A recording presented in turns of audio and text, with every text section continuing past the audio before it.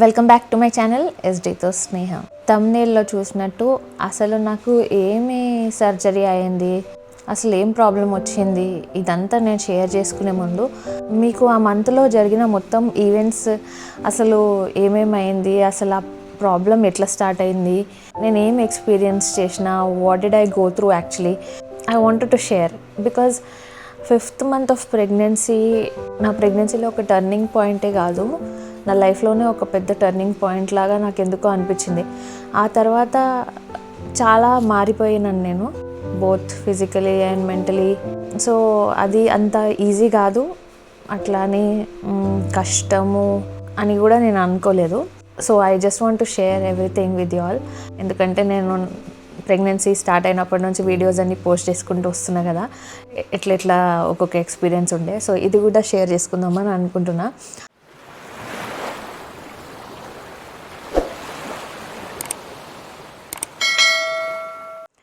So 5th month of pregnancy అసలు ఎట్లా start అయింది చెప్తాను. ఫస్ట్ లాస్ట్ వీడియోలో మీరు చూసినట్టు టిఫా స్కాన్లో మా బేబీని చూసినప్పుడు నాకు ఎంత హ్యాపీగా అనిపించిందో. అరుణ్ అయితే మిస్ అయ్యిండు, బట్ ఆ ఇమేజెస్ చూసి, ఆ స్కాన్ కాపీస్ చూసి చాలా చాలా చాలా థ్రిల్గా ఫీల్ అయినాం. నెక్స్ట్ స్కాన్ ఎప్పుడు వస్తుందో, ఇంకా ఫేషియల్ ఫ్యాట్ వస్తుందేమో, ఇంకా చబ్బీగా అవుతుందేమో బేబీ, చాలా ఎక్సైటెడ్గా ఉన్నాం. అసలు నేనైతే టిఫా స్కాన్లో బేబీని చూసిన తర్వాత అదొక డిఫరెంట్ ఎక్స్పీరియన్స్ అండి, మాటల్లో చెప్పలేం. ఎట్లా అంటే ఇంకా అదే వరల్డ్లో పడుకున్నా కానీ నా బేబీ ఇట్లుంటుందేమో, ఇది బాయ్ ఏమో, ఒక్కొక్కసారి బాయ్ కలర్ రావడం, ఒక్కొక్కసారి గర్ల్ కలర్ రావడం, అట్లా డిఫరెంట్గా ఉండే అన్నమాట ఎక్స్పీరియన్స్. అయితే చాలా చాలా హ్యాపీగా వెయిట్ చేస్తున్నాం. సో అదే మంత్లో నా బర్త్డే అండ్ మా సిస్టర్ బర్త్డే కూడా ఉందన్నమాట. ఆ జాయ్ అంతా క్యారీ చేసుకుంటూ నెక్స్ట్ చాలా హ్యాపీగా ఉన్నప్పుడు మా బర్త్డేస్ కూడా వచ్చినాయి. సో ఫస్ట్ మా చెల్లి బర్త్డే వచ్చింది. ఇట్లా మా చెల్లి వాళ్ళ ఆఫీస్ దగ్గరికి వెళ్ళి ఆమెకు సర్ప్రైజ్ ఇచ్చిన అండ్ అక్కడ కేక్ కటింగ్ చేయించినాను అనమాట.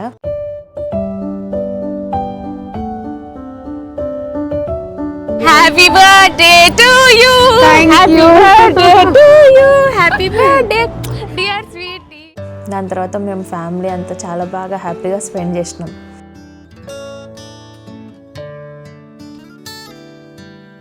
అండ్ నెక్స్ట్ 4 days తర్వాత నా బర్త్డే అనమాట.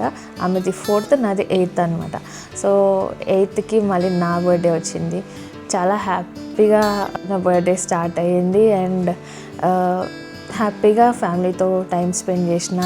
I had the best moments of life. ఈ ప్రెగ్నెంట్ ఉన్నప్పుడు జరుగుతున్న ఈవెంట్స్ కాబట్టి ఇంకా స్పెషల్గా అనిపించింది అండ్ అన్నీ capture చేసుకోవాలనిపించింది. I made real good memories. మంచిగా ఫొటోస్, వీడియోస్ అన్నీ తీసుకున్నాను అనమాట.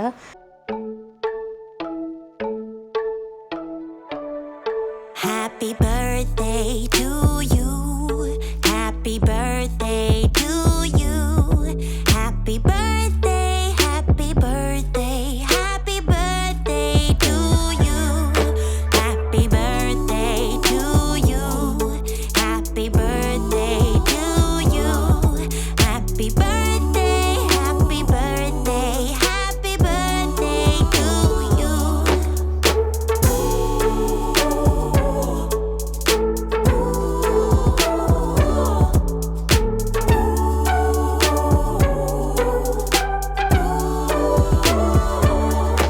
Happy birthday to you. Happy birthday to you. Happy birthday, happy birthday, happy birthday to you. Happy birthday to you. Happy birthday to you. Happy birthday, happy birthday, happy birthday to you. Happy birthday to you. Happy birthday to you. Happy birthday, happy birthday, happy birthday to you. Happy birthday to you.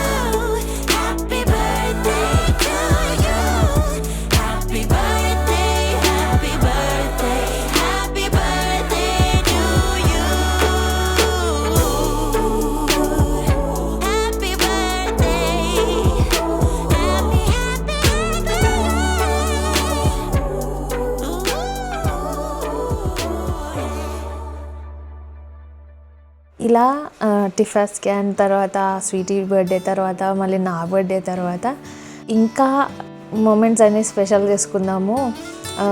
నేను బయటకి photoshoot కోసం ఏం plan చేయలేదు, but నాకు ఇట్లా pregnancy reveal కోసం ఏదైనా photos తీసుకోవాలి అనిపించింది. సో ఫొటోస్ తీసుకోవాలి అనుకున్నప్పుడు బయట ఎందుకు కాస్ట్లీ వాటికి వెళ్ళడము, మనమే ట్రై చేద్దామని చెప్పి మేము ఇంకొకటి ఏంటంటే ఎక్కడికైనా వెళ్దాము అని ఆశ అయితే నేను మీకు ఫస్ట్ వీడియోలో చెప్తే మీకు గుర్తుండి ఉంటుంది. యాక్చువల్గా మేము ఏదైనా ట్రిప్కి వెళ్దాం అనుకున్నాము, ఎక్కడికెక్కడికో ప్లాన్ చేసినాం కానీ అన్నీ ఫ్లాప్ అయింది. అది బయటికి వెళ్ళాలన్న కోరిక అట్లనే మిగిలిపోయింది. సో మేము బ్రౌన్ టౌన్ రిసార్ట్ హైదరాబాద్లోనే వెళ్ళినాం అనమాట. చాలా పీస్ఫుల్ ప్లేస్ ఉండే. సో అక్కడికి వెళ్ళి మేము సెల్ఫ్ మెటర్నిటీ ఫోటోషూట్ చేసుకున్నాం అనమాట. సో అక్కడ కూడా బ్యూటిఫుల్ మెమరీస్ చేసుకున్నాం. చాలా ఫొటోస్ తీసుకున్నాము, చాలా వీడియోస్ తీసుకున్నాము. అట్లా చాలా క్వాలిటీ టైం స్పెండ్ చేసినాము.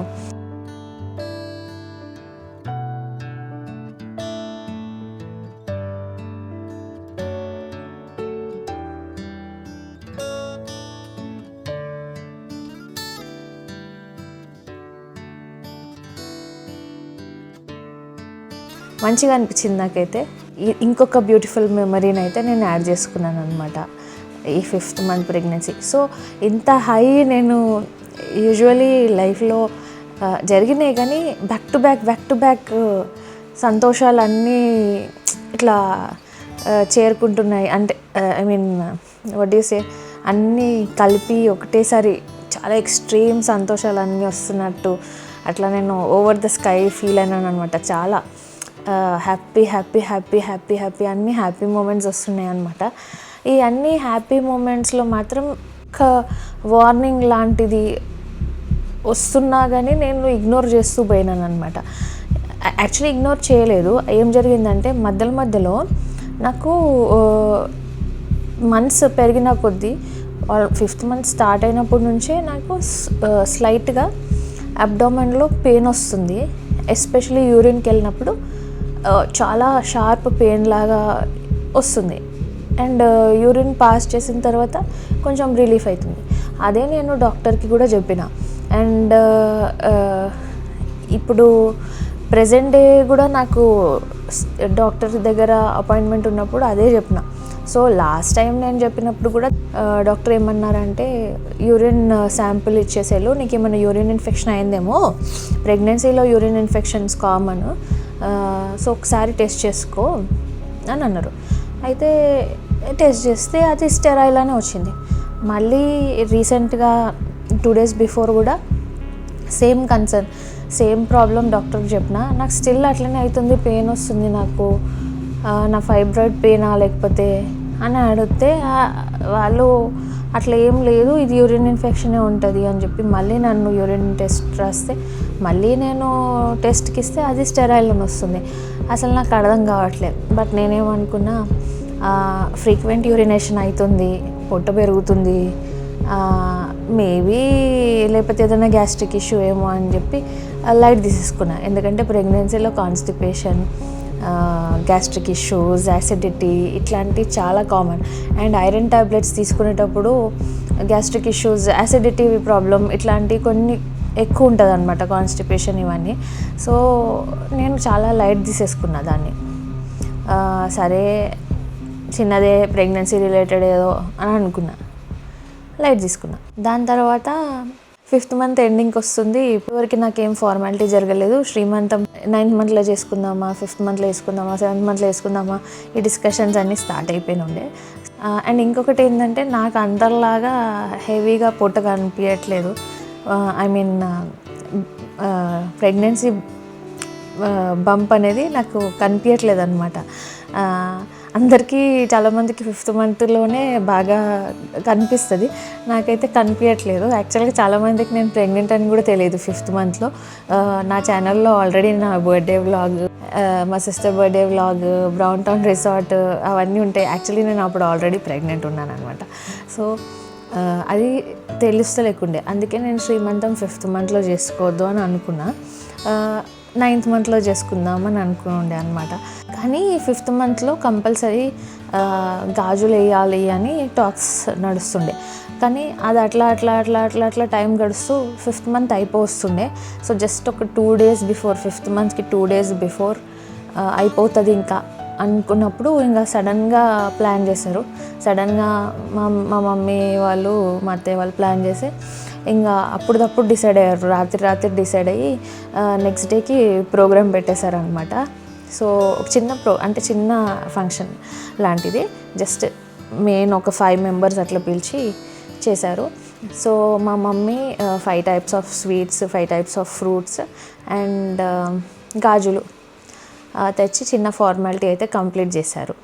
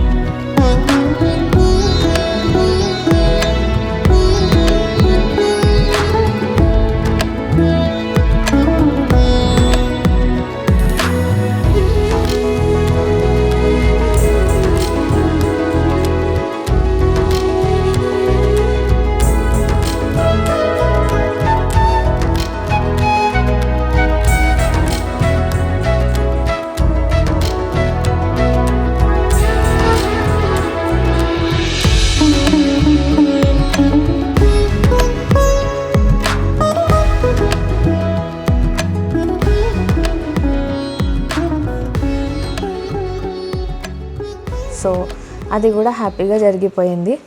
ఆ రోజు ఫంక్షన్కి బయట నుంచి ఫుడ్ ఆర్డర్ చేసాము. అయితే అందరూ వచ్చారు, బాగా జరిగింది. అది కూడా అందరూ ఇంటికి వెళ్ళిపోయారు. నేను వరుణ్ మాత్రమే ఉన్నాం. మళ్ళీ ఆ రోజు నైట్ సడన్గా మళ్ళీ పెయిన్ ఎక్కువ స్టార్ట్ అయిపోయింది అనమాట. ఏంటబ్బా మళ్ళీ పెయిన్ వస్తుంది, ఇది డాక్టర్స్కి చెప్తేమో ప్రతిసారి యూరిన్ ఇన్ఫెక్షన్ ఏమో అంటారు, అదేమో స్టెరైల్ వస్తుంది, ఎందుకు పెయిన్ వస్తుంది నాకు అని అనుకున్నా.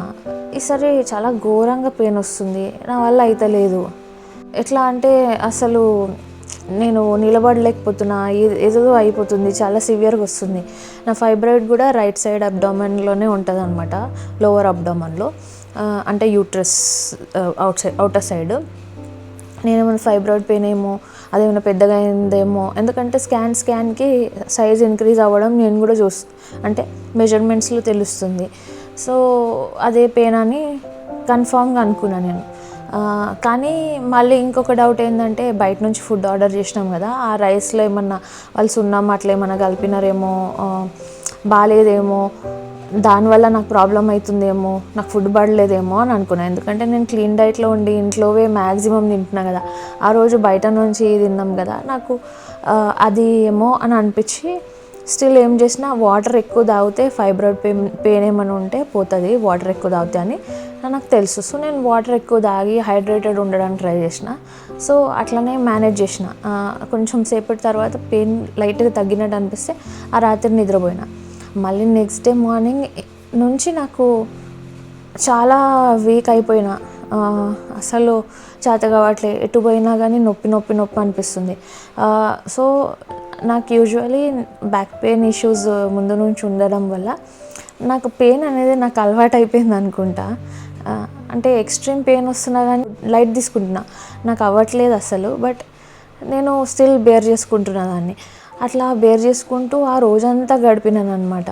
ఆ రోజంతా నాకు వేరే కొన్ని పనులు ఉండే, బయటికి కూడా వెళ్ళి బయట కూడా అవ్వట్లే, కార్లో కూడా అవ్వట్లే. స్టిల్ నేను భరించుకుంటూ ఉన్నాను అనమాట. అదే సేమ్ ఫుడ్ ప్రాబ్లం ఏమో, యాసిడిటీ ప్రాబ్లం ఏమో అని, గ్యాస్ట్రిక్ ప్రాబ్లం ఏమో అట్లా అనుకుంటూ లైట్ తీసుకుంటూ ఉన్నా. ఆ రోజు రాత్రి మాత్రం ఇంకా ఒక పాయింట్ ఆఫ్ టైంలో ఎట్లా అయిపోయిందంటే నేను ఇంకా భరించలేను అని చెప్పి ఇట్లా టేబుల్ పైన చేతులు పెట్టి నిలబడిపోయినా. నాకు కూర్చోడానికి రావట్లే, కదలడానికి రావట్లే, ఫుల్ పెయిన్ వచ్చేసింది. ఇంకా నా వల్ల కాదు అని చెప్పి ఆల్మోస్ట్ 12 midnight అయిపోతుంది. అంటే ఇది ఫంక్షన్ నెక్స్ట్ డే అనమాట. ఇంకొకటి ఏంటంటే జనరల్గా ఇన్ని ఈవెంట్స్ జరుగుతున్నాయి కదా, సో దిష్టి కూడా తగిలింది అని అనుకుంటాం. కామన్ కదా మన ఇళ్ళల్లో దిష్టి తగిలిందేమో అని చెప్పి, దానివల్ల ఏమైనా అవుతుందేమో అని చెప్పి అట్లా కూడా అనుకుని అనుకో. సో హాస్పిటల్కి అయితే సడన్గా వెళ్ళినాం. ఇంకా అసలు అయితే లేకుండే. వరుణ్ అయితే కష్టంగా నన్ను హాస్పిటల్ తీసుకుపోయిన తర్వాత ఎమర్జెన్సీలో డాక్టర్ చెక్ చేసినుండే. డాక్టర్ చెక్ చేసిన తర్వాత నాకు అస్సలు అవుతలేదు అని చెప్తే నొక్కి చూసినుండే. నర్స్ మాత్రం ఒక దగ్గర ఎట్లా నొక్కి ఇక్కడ పెయిన్ వస్తుందా అన్నది. అసలు ఆమె అట్లాంటి రియాక్షన్ ఎందుకు ఇచ్చిందో నాకు అర్థం కాలేదు. ఎందుకు ఆమె అన్నది అని నాకు అర్థం కాలే. ఏదో పెద్దగా అయిందేమో అని నాకు ఇట్లా మనసులో అనిపిస్తుంది. బట్ ఇంకా ఉంటుందిలే అని అనుకుంటున్నా. అయితే వాళ్ళు ఏం చేశారు, నేను వెళ్ళింది midnight కదా, హాస్పిటల్కి వెళ్ళే వరకు ఆల్మోస్ట్ రాత్రి 1:30 అట్లా అవుతుంది అనుకుంటా. వాళ్ళంతా చెక్ చేసి అదంతా అయ్యే వరకు. సో డాక్టర్ ఏమన్నది అంటే ఫస్ట్ అయితే పెయిన్ కిల్లర్ ఇచ్చారు, పారాసిటమాల్ ఐవి ఎక్కించారు అనమాట. ఐవి ఎక్కిన తర్వాత నేను నార్మల్ అయిపోయినా మళ్ళీ. నేను డాక్టర్కి అంటే నేను నార్మల్ అయ్యేసరికి అదేదో గ్యాస్ ఇష్యూ అనుకుంటా మామూలు అయిపోయింది, ఇంటికి వెళ్ళిపోదామని నాడు. వరుణ్ ఇంటికి వెళ్ళిపోదాం, నేను ఇట్లా అడ్మిట్ అవ్వను అని చెప్పి అనుకున్నా. అప్పటి వరకు బేబీని అయితే మానిటర్ చేస్తున్నారు, బేబీ హార్ట్ బీట్ అదంతా బాగానే ఉంది. సో డాక్టర్ నేను ఇంటికి వెళ్ళిపోతా డాక్టర్, నేను మంచిగా ఉన్నా, ఐఎమ్ ఫీలింగ్ బెటర్ అని చెప్తే ఆమె నవ్వి you're feeling better because of paracetamol Sirisha, we need to scan, we need to rule out the some problem అని చెప్పి ఇట్ కుడ్ బీ దిస్ అని ఒకటి చెప్పారు. అదేంటో నేను మీకు చెప్తాను ముందు. స్టిల్ నాకైతే కొంచెం భయం స్టార్ట్ అయిపోయింది. అయితే నెక్స్ట్ డే మార్నింగ్ 9:30, 10 o'clock నన్ను స్కాన్కి తీసుకెళ్ళారు. స్కాన్కి తీసుకెళ్ళిన తర్వాత చాలాసేపు చెక్ చేస్తున్నారు రెగ్యులర్గా. నాకు ప్రెగ్నెన్సీ చెక్స్ కూడా అంత అంటే అట్లా కన్ఫ్యూజ్ అయ్యి చూసినట్టు అనిపించలే. చూస్తున్నారు, ఆమెకు అర్థం కావట్లేదు, ఏదో డౌట్ఫుల్గా ఉంది. సీనియర్ని పిలిచింది, సీనియర్ కూడా వచ్చి ఇద్దరు కూర్చున్నారు, గైనకాలజిస్ట్ ఆమె కూడా వచ్చి చెక్ చేస్తున్నారు. ఆ డాక్టర్ ఏమైంది, నీకు ఎందుకు ఎప్పటి నుంచి పెయిన్ వస్తుంది, రాత్రి నుంచి వస్తుందా, ఇదవుతుందా అదవుతుందా అని అడుగుతున్నారు. ఇదేంటిది, ఇదేదో ఫ్లూయిడ్ ఉంది, ఇక్కడ ఇన్ఫెక్షన్ అయింది, ఇక్కడ బయట కెన్ యూ సీ అని వాళ్ళు చాలా కష్టపడుతున్నారు. ఎందుకంటే ఇక్కడ బేబీ ఉంది, ఫైబ్రాయిడ్ ఉంది, దాని వెనకాల ఏదో ఫ్లూయిడ్ ఉందంట, ఇన్ఫెక్షన్ అయింది సస్పెక్ట్ చేస్తున్నారు, ఏదో ఫ్రీ ఫ్లూయిడ్ ఉందని మాట్లాడుకుంటున్నారు. నాకు క్లూలెస్ ఉన్నా నేను. స్టిల్ నాకు కొంచెం పాజిటివ్గానే అనుకుంటున్నా, ఏం జరుగుండదులే, నాకేం అవ్వదులే అట్లాంటి ఫీలింగ్లోనే ఉన్నా నేను.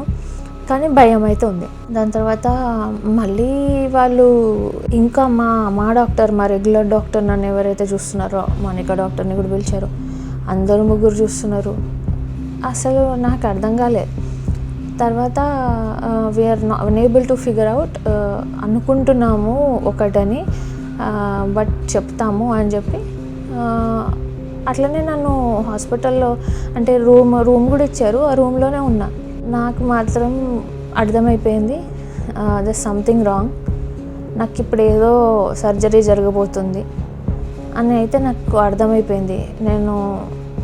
నాకు రియలైజేషన్ అయిపోయి నేను వరుణ్ దగ్గర అయితే ఫుల్గా ఏడ్చేసిన అనమాట. నాకు ఇప్పుడు ఏదో సర్జరీ అయితే జరగబోతుంది, ఇదేదో చిన్నది కాదు, సంథింగ్ బిగ్ హ్యాపెండ్ అని అయితే ఏడ్చేసిన. బట్ స్ట్రాంగ్ అయినా దాని తర్వాత నా భారం ఏదైతే ఉందో మనసులో అది దింపేసుకొని ఫస్ట్ ఏడ్చేసి దాని తర్వాత మళ్ళీ స్ట్రాంగ్ అయినా, what ever it is I should handle అని. దాని తర్వాత బయట నుంచి ఒక సర్జన్ని పిలిపించారు. వీళ్ళకి అంత క్లారిటీ రావట్లేదు, ఒక జనరల్ సర్జన్ని పిలిపించారు అనమాట. ఆయన వచ్చి అసలు వచ్చిండు ఫాస్ట్గా, ఇంట్లో నొక్కి నొక్కి చూసిండు, ఇక్కడ నొస్తుందా అని. ఒక్క పాయింట్ దగ్గరనే నాకు రాత్రి నుంచి నొప్పి ఉంది, వేరే ఎక్కడ ప్రెస్ చేసినా నాకు పెయిన్ రావట్లే. ఒక్క స్పాట్లో మాత్రమే పెయిన్ వస్తుంది అనమాట, రైట్ సైడ్లో. ఒక్కగానే అని అరుస్తున్నాను అనమాట, ఇట్లా ఎగురుతున్నా, అంత పెయిన్ వస్తుంది. అయితే ప్రెస్ చేసిండు, దాని తర్వాత చెక్ చేసిండు, వరుణ్ని బయటికి తీసుకుపోయిండు. తర్వాత వరుణ్ వచ్చి చెప్పిండు, ఇది అపెండిసైటిస్, నీకు అర్జెంటుగా సర్జరీ చేయాలి, ఇప్పుడే ఆపరేషన్కి రెడీ చేస్తున్నారని. I was just clueless. నాకు అసలు నేను మెంటలీ ప్రిపేర్ అవ్వడానికి కూడా, అంటే నాకు ఏమీ తోచట్లేదు. నా లైఫ్లోనే ఇది ఫస్ట్ టైం నేను హాస్పిటల్లో అడ్మిట్ అవ్వడం. నాకు ప్రెగ్నెంట్ అయినప్పటి నుంచి నాకు ఎండింగ్లో నేను నార్మల్ డెలివరీ చేస్తానా, సి సెక్షన్ చేస్తానా, నేను హాస్పిటల్లో అడ్మిట్ అవుతానా అన్న ఒక భయం ఆల్రెడీ ఉండే. ఎందుకంటే నేను లైఫ్లో అసలు ఎప్పుడూ హాస్పిటల్లో అడ్మిట్ కాలేదు. నాకు చిన్నప్పటి నుంచి జస్ట్ ఫీవర్, కోల్డ్ అట్లాంటివి వస్తే మెడిసిన్ తీసుకుంటే పోతుండే. నాకు వామిటింగ్స్ అట్లాంటివి కూడా కాలేదు ఎప్పుడు. ఎక్కువ మటుకు మా చెల్లెలే సిక్ అవుతుండే, కానీ నేను ఎప్పుడు సిక్ కాకపోతుండే. అట్లాంటిది ఇన్ని ఇయర్స్ తర్వాత ఫస్ట్ ప్రెగ్నెంట్ అయిన ఆ హ్యాపీనెస్, ఇన్ని ఈవెంట్స్, ఇన్ని హ్యాపీనెస్ల మధ్యలో సడన్గా సర్జరీ అంటున్నారు, అపెండిసైటిస్ సర్జరీ అంటున్నారు. బేబీ బంప్ ఏమో ఉంది, బేబీ ఉండంగా వీళ్ళు సర్జరీ ఎట్లా చేస్తారు? షాక్ అయిపోయినా నేను. వరుణ్ అయితే వరుణ్ నేను ఇద్దరం చాలా షాక్లో ఉండిపోయిండే. What ever it is, mentally prepare అయితే అయినాం. సో సర్జరీకి ఏర్పాట్లు అయితే స్టార్ట్ చేసిండ్రు అనమాట. నేను ఇంకా అప్పుడు మేము ఇన్ఫామ్ చేసాం. అప్పటి వరకు నేను అసలు హాస్పిటల్లో అడ్మిట్ అయినట్టు కూడా నా ఫ్యామిలీకి చెప్పలేదన్నమాట నేను. ఎందుకంటే మా ఫ్యామిలీలో ఆల్రెడీ వేరే ఒక చిన్న ఫంక్షన్ జరుగుతుంది ఆ రోజు, మా ఓన్ సిస్టర్ వాళ్ళ ఇంట్లో. సో ఆ రోజు నేను స్కిప్ చేసి నేను అసలు ఎవరికి చెప్పలేదన్నమాట నేను అడ్మిటెడ్ ఉన్నానని. ఆ రోజు ఇంకా అపెండిసైటిస్ అనగానే కొంచెం డిస్టర్బ్ అయిపోతారు కదా అని నేను చెప్పలేదు. లేట్గా చెప్పినాం అనమాట ఫంక్షన్ అంతా అయిపోయిన తర్వాత. సో నేను వెయిట్ చేస్తున్నా. నాకు ఆ టైంలో ఎట్లా అనిపిస్తుంది అంటే, నా ఫ్యామిలీ నుంచి ఎవరైనా రావాలి వెయిట్ చేస్తుండే నేను. నాకు చాలా టెన్షన్ అయిపోయిన ఉండే. బట్ మెంటలీ అంటే చూడ్డానికి మాత్రం స్ట్రాంగ్గానే ఉంటాను నేను, లోపల చాలా టెన్షన్ ఉన్నా కానీ. వరుణ్ అయితే వచ్చి నా దగ్గర ఏడ్చేసిన ఉండే. ఇంకా బేబీని వీలైతే సేవ్ చేస్తా అంటున్నారు, రిస్క్ అంట అని. మేము ఎన్ని కలలు కానీ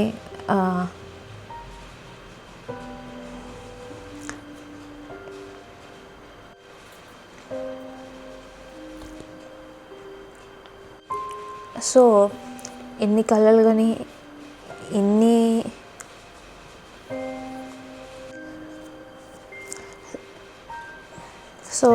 ఆశలు పెట్టుకొని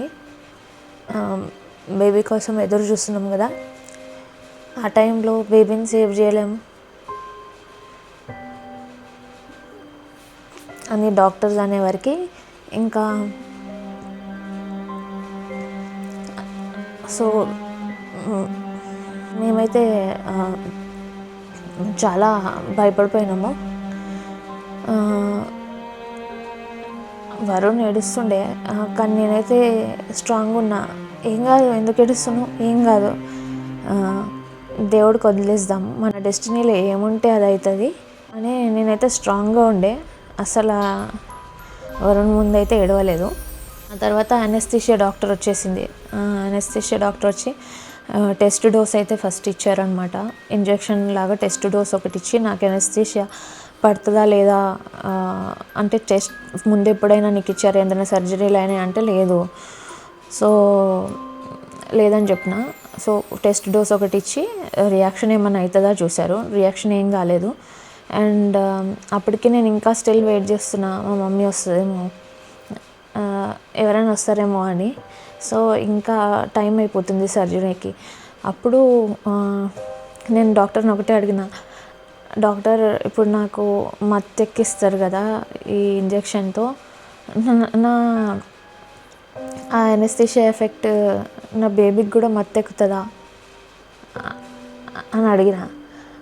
ఆమె కొంచెం ఎక్కుతుంది అన్నది. నాకు చాలా బాధేసింది. అంటే అది పాపం బేబీ పుట్టలేదు, అప్పుడే బేబీకి మత్తు ఎక్కడేమైంది. అంటే నేను ఆ మత్తు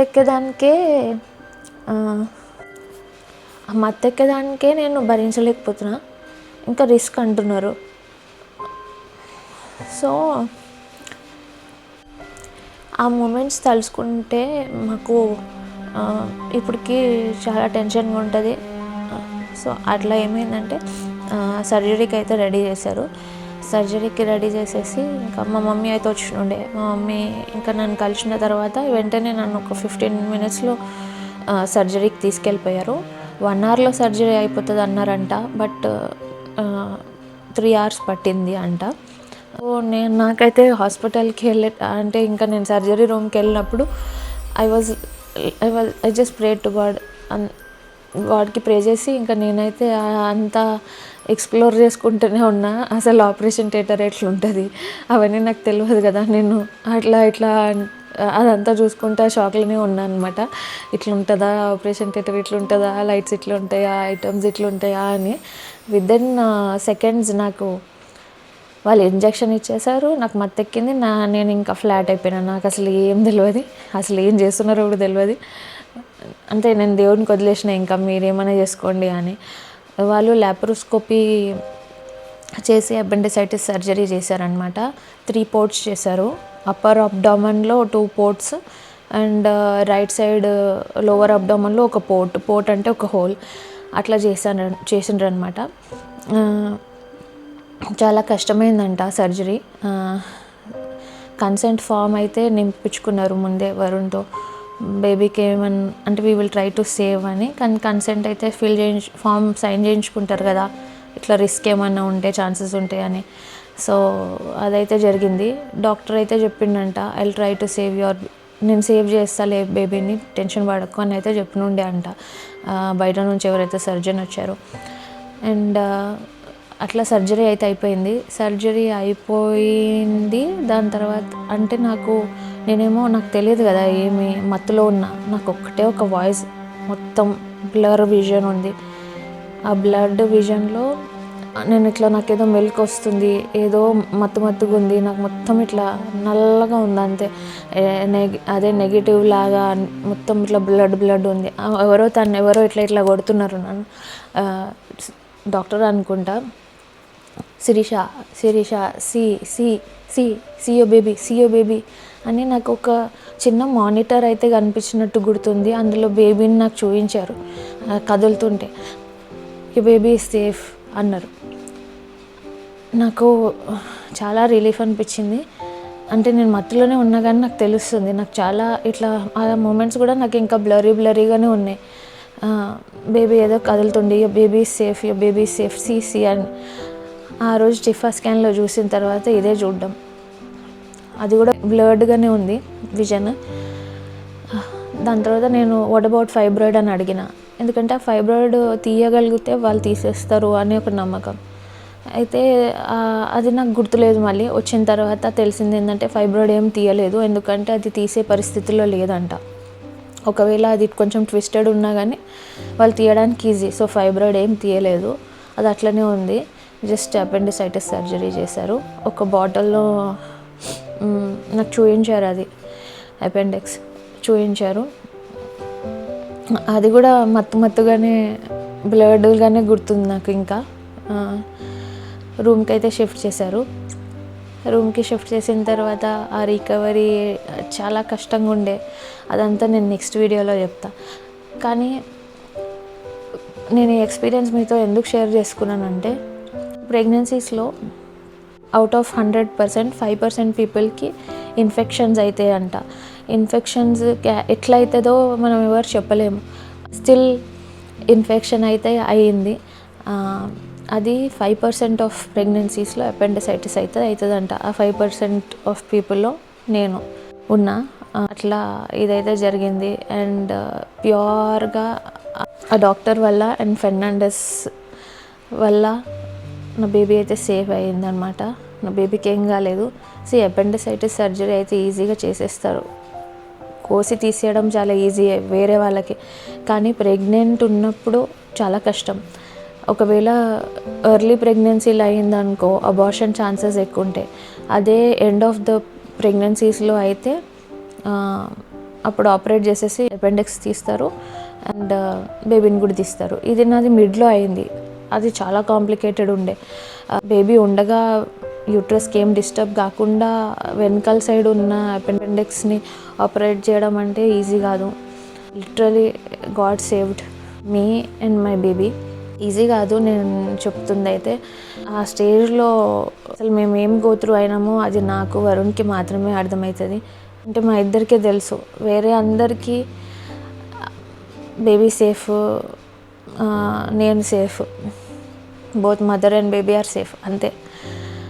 బట్ ఆ టైంలో అది ఎట్లా అనిపించిందో ఒక తుఫాన్ లాగా మొత్తం మేము చాలా వీక్ అయిపోయి చాలా లోకి వెళ్ళిపోయిన టైం అది. So I just wanted to share with you all. ఏం లేదు, ఇట్లాంటి టైంలో ఇంత కష్టం ఉన్నా పాజిటివ్గా ఉండాలి, దేవుడి మీద నమ్మకం పెట్టుకోవాలి. అండ్ ఇవన్నీ దాటడానికి ఫ్యామిలీ సపోర్ట్ చాలా అవసరం అన్నమాట. లక్కీలీ నాకైతే దేవుడి సపోర్ట్ ఉంది అని అనిపించింది. అండ్ డాక్టర్ ఎవరైతే సర్జరీ చేశారో ఐఎమ్ రియలీ వెరీ ఫార్చునేట్. అసలు ఆయన ఎంత బాగా చేసిండో. నా రికవరీ ఎట్లుండే, నా నెక్స్ట్ నేను ఎట్లా మళ్ళీ పాజిటివ్ అయ్యి మళ్ళీ ఎట్లా ప్రెగ్నెన్సీ కంటిన్యూ చేశాను అది నేను మీకు ముందు చూపిస్తాను. So this is it. ఇట్లా ప్రస్తుతానికైతే నవ్వుతున్నాను, బట్ ఆ సిచ్యువేషన్ తలుచుకుంటే ఇప్పటికీ నాకు వరుణ్కి అయితే చాలా ఏడుపు వస్తుంది అనమాట. It's not easy, but still we have to be positive, we have to be strong. కష్టాలన్నీ చెప్పి రావు కదా. అండ్ చాలా హ్యాపీ మూమెంట్స్ మధ్యలో అట్లా వస్తుంది సునామీ వచ్చే ముందు కూడా చాలా గాలి అవన్నీ వస్తాయి. కానీ అంతే, ఇంకా నేను ఎక్కువ చెప్పలేను. ఇది జరిగింది. Thank you for listening to the entire story. See you in the next video. Bye bye.